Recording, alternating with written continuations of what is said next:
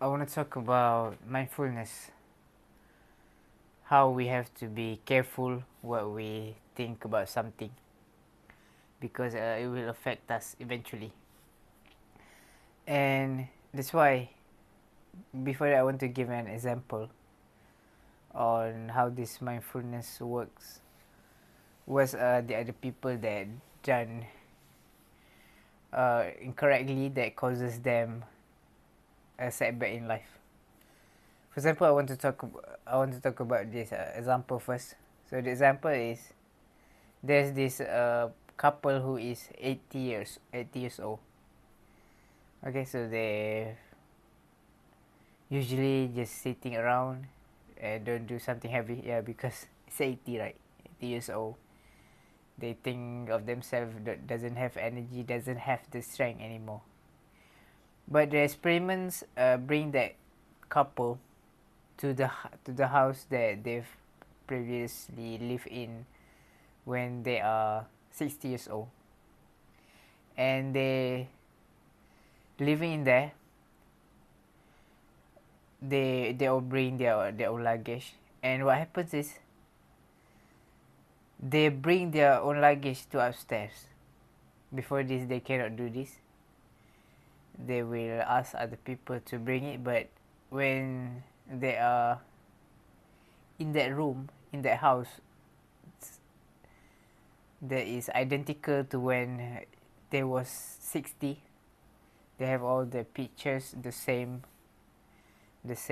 kitchen, all the same, the stature. What happens is they be able to bring that. They think of themselves as 60 years old again, and they said to other people, 60 years old doesn't ask help to bring their own luggage. They can bring it on their own. So that's powerful things about mindfulness, where it is actually we have to be careful with whatever we say into ourselves. What is the language we are using?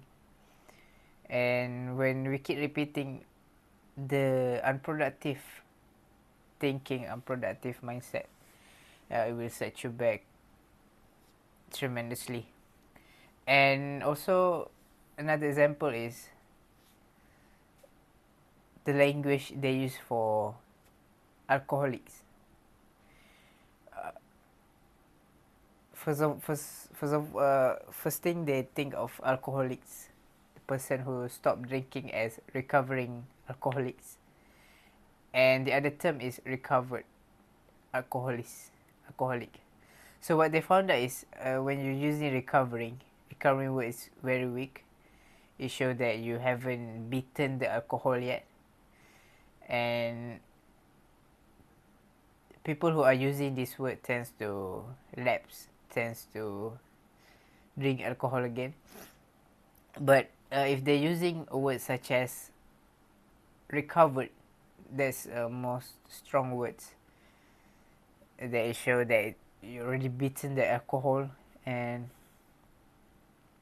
it is much more powerful if you think that way. So that's why in your everyday life you have to be careful, be aware of what is it, the language that you are using. What is the words? Is that the word that is powerful, that inspire you, instead of all the words that is negative, that will drag you down faster. And then also, when you are sick, right? When you are sick, when you're taking a pills, you think of it as a pills. When you are healthy, you take the same pills, but you use a different language. You use a different word. You specify that it is vitamin, not a pill. So when you think of it as vitamin, you will be more healthier compared to when you taking it as a pill. So that's the another example of vitamin. And with all this evidence, it is clear that we can change our mind, we can change our body, which is our thoughts. Our thoughts is super powerful, bro. I've noticed this also with a lot of experiment, a lot of study. It is to show that the the mindset that we use is important, and that's why I want to be aware of that thing. And the action that we can take from this is be mindful and choosy about the words that we are using, and make sure that it's not negative. If it's negative, you have to question it. Why you think that way? Is it gonna help me? And something like that. That's about it.